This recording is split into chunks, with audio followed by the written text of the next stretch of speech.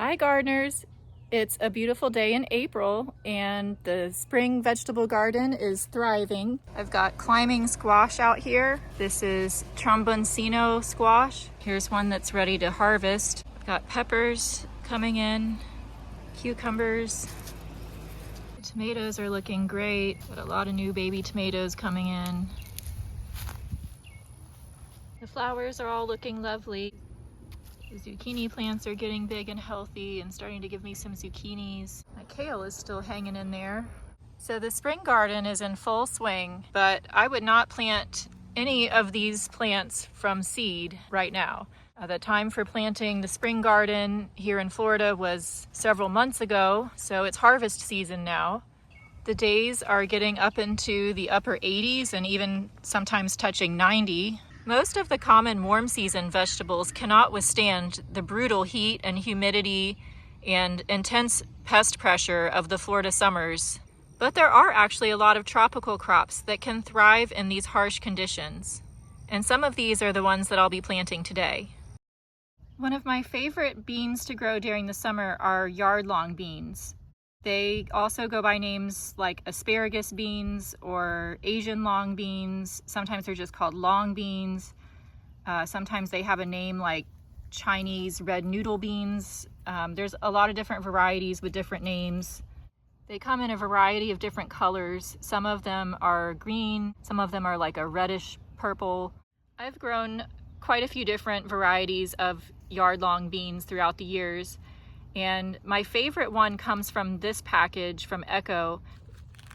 So this is actually a variety pack. It has different colors of seeds in there. So I've been trying to figure out, one of these is my favorite that I've ever had. I'm not sure. I think it's either the one with the black seeds, like that, or else, no, or else there's some that are like a reddish brown. No, it's not for you. This year I'm just growing the two that I think I like the most, and I've got to figure out which one it is. You can grow these either in the ground or you can grow them in big pots. I'm growing these in 7-gallon grow bags. The plan is to grow 3 or 4 bean plants in each grow bag. What I was doing is kind of staggering them. There would be one here, one here, one here, one here. I'm trying to get them to be about 5 or 6 inches apart. So these are the black ones. So I'm going to take 2 more black seeds, and you plant them about 1 inch deep, and the tip of my finger is about 1 inch. So I'm just pushing them down about 1 inch. I'm kind of covering them up.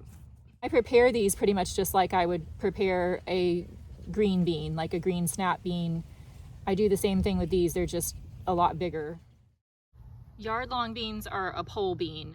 They need a trellis or something to grow up on. So these are gonna go up this trellis when they get big. Another type of pole bean that I like to grow during the summertime are these winged beans. They look like this, and you would plant them just like any other kind of bean, like about 1 inch deep and spaced like 4 to 6 inches apart. I usually grow them in pots, but you could grow them in the ground. They just would need a trellis. I like to grow the day neutral varieties because if they're not day neutral, then that means they need short days to produce beans. And we only have the short days in the fall and the winter. I want to grow them all spring and summer long when we have long days. So I grow the day neutral ones. Winged beans are best picked when they're still young and tender. If you leave them too long, they start to get really tough. My favorite way to prepare winged beans is to cut up the pods into little pieces and boil them in water for a few minutes. Then, after dumping the water, I saute the beans with some olive oil and garlic, sometimes a little bit of onion, and some salt and pepper, just for a few minutes until the garlic is nicely cooked. And that's it. They're really tasty and they're nutritious and high in protein. Pigeon peas are another type of legume that grow very well in the summertime. This particular package of pigeon pea seeds from Echo is actually a variety pack. It has different kinds. Whichever ones I like the best, I'll save seeds from. So just like the other legumes, you plant these seeds about 1 inch deep when you're planting them, but unlike the other ones, you space these much further apart. Pigeon peas grow into like almost like a little tree. They're more of a shrub than a bush. They can grow quite large. So on the back of the packet, it says to space them 4 feet apart.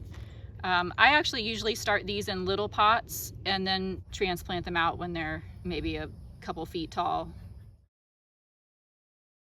Another type of legume that I grow every summer are cowpeas. Black-eyed peas are the most well-known cowpea, but there are a lot of different varieties of cowpeas out there, and I usually like to try a couple different varieties every summer. This summer I'm trying this California Black Eye number 46, and I don't know what these are, but they're ones I saved from last summer. I also have some Purple Hull Pink Eye cowpeas. I'll be planting those this summer too.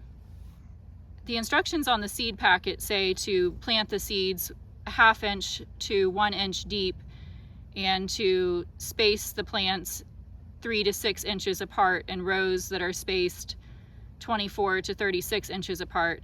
I'm usually not that careful with it. I try to do something similar to that, but usually I don't really give it a whole lot of effort. I just get a big bunch of them growing, and they're really easy to grow. So I've never grown these in pots. I always grow them in my raised beds or just directly in the ground. There's also a variety of heat-tolerant greens that will grow very easily throughout the summer. This one is one of my favorites. It's called green callaloo. It's in the amaranth family. And this one actually just self-seeded in this pot. It's actually a whole bunch of little ones that volunteered in here from what I had planted last year. These will self-seed very easily, so you really only have to plant them 1 year, and probably they're going to keep coming back year after year like they have in my yard. These plants are just babies, but they're going to grow up and get really huge. They get very tall and they get very big leaves, and I just pick the leaves and wash them off and use them like I would use spinach. The callaloo seeds are really small, so I just sprinkle them around on the soil and kind of lightly mix them in with the top layer of soil when I'm planting them. They don't need to be buried very deep. And as you can see, they grow really easily by themselves, so it's not hard to get them started. Vegetable amaranth is very similar to callaloo. They're in the same amaranth family. It's another one I like to grow throughout the summer. I use it the same way I use the green callaloo, just as a spinach substitute. So to plant these, I just kind of rough up the soil a little bit, just to make some little kind of indentions in the soil to give them some spots to fall into. These are actually some seeds I saved from a previous season. These little white things are just part of the little flowers that have dried up. The seeds are the little black things. They look just like the callaloo seeds. So I'm just gonna sprinkle the little black seeds all over the surface of the soil. The soil's already damp.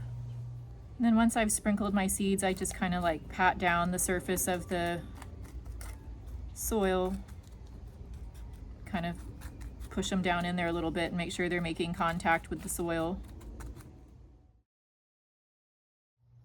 Another heat-tolerant spinach substitute that I like to grow during the summer is Lagos spinach. It's similar to the amaranths, and they make a really good cooked spinach substitute as well. The Lagos spinach seeds are also really small little black seeds similar to the amaranth seeds, so I plant them the same way. I've already planted some Lagos spinach about a week ago, and you can see I've already got some little sprouts coming up.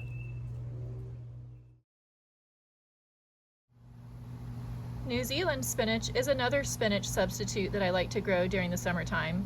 The leaves of the New Zealand spinach look a little more like a true spinach, but it's actually not in the spinach family. It's not a true spinach, but it does look and taste similar. The seeds are also bigger than the amaranth and the callaloo seeds. So unlike with the little seeds, you don't just sprinkle it on top. You're supposed to plant them an inch deep. These New Zealand spinach seeds are a little harder to germinate than some of the others. It's recommended to soak them in water for at least 4 hours and up to 24 hours before you plant to help speed up the germination. Seminole pumpkins are native to Florida, so they're well adapted to our harsh climate. They're one of the few members of the squash family that can survive the heat and humidity and intense bug pressure of a Florida summer. They're kind of similar to a butternut squash, more so than a large pumpkin. They have a really good sweet flavor, and they're good cooked in all sorts of ways, but I like to roast them, and I also like to make pumpkin fritters out of them. Seminole pumpkins take up a lot of space in the garden. They spread out and sprawl all over the ground, and they can take over an entire garden bed. Some years I've grown them on a trellis, and I think they look really cool on the trellis. I love seeing them hang down, and they just take over a whole trellis. But I think they actually grow better if you can grow them in the ground, because the runners that spread out will put down new roots, and then it gives more nutrition to the plant. So I think it can support itself better and just grow better if you grow it on the ground. But if you don't have space, you can try growing on a trellis, and it does work. I just think it's better on the ground. Seminole pumpkins can easily be started from seed by directly sowing the seed in the ground where you're going to grow the pumpkins. But I've had problems in the past with the seedlings getting eaten as soon as they sprout up from the ground. So I'm going to plant my seeds in pots and then transplant them out in a few weeks when they're bigger. Pumpkin seedlings grow really fast, and they'll outgrow their pots quickly. So if you start yours in pots, then just be prepared to transplant them very soon, within just a few weeks, or else be prepared to move them up into a bigger pot. The seeds should be planted about a 1/2 inch to 1 inch deep in the soil. So I'm just roughly planting these about 1 inch deep.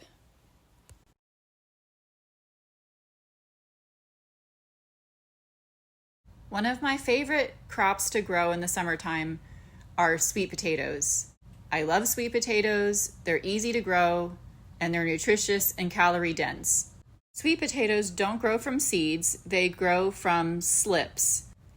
So you can either buy slips that have little roots on them and plant those, or you can get your own slips by letting a sweet potato start to sprout. And once the sprouts get like 6 to 12 inches long, you can carefully take the sprouts off of the sweet potato and either plant it directly in the ground and keep it well watered, or I like to put it in water and let it start to grow roots before I plant it.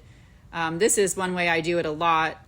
Another thing you can do is, if you already have a sweet potato plant growing, you can take cuttings of the vines and put those in water until they grow roots, and then plant those, which is how I do it most of the time now, because I have so many plants growing and I just keep them growing year round. I grow some of the sweet potatoes in pots. That way, if it freezes, I can bring the pots inside and I can keep them growing year round to make more cuttings with in the spring. But I also plant them in the ground. They actually tend to like sandier, less fertile soil. I've found that if you plant them in your nice, rich soil that you would grow most of your other vegetables in, they don't make very big roots. They are one of the few things that needs less fertile soil. Okra is another very popular summer vegetable that can grow easily throughout the Florida summers. But I didn't put it in my 10 because I've never personally grown okra. It's not a vegetable that I typically like to eat, but my mom likes it a lot and she's asked me for it for a few years. So this year I'm going to go ahead and try growing some okra. And these particular varieties I've researched and they sound like they do really well here. They sound like they're productive and good tasting, so I'm going to give them a try. And I will just follow the instructions on the back of the seed packet for planting. All of these summer vegetables are true heat lovers, so you want to wait to plant them until the soil has really warmed up and nighttime temperatures are reliably above 60 degrees. In general, these crops will really take off when the daytime temperatures are consistently in the mid-70s or warmer, and nights are staying above 60 degrees. Here in Central Florida, that's usually around late March or early April. But in other regions, like in South Florida, it can be earlier, or further north, it can be later. In real-life gardening, things don't always happen on schedule, and I've planted some of these crops as late as June, and sometimes even into early July, and they'll still grow and produce in the heat, but I do find they perform the best when they're planted earlier in the warm season, so they have time to get well established before the peak summer heat and pest pressure arrives.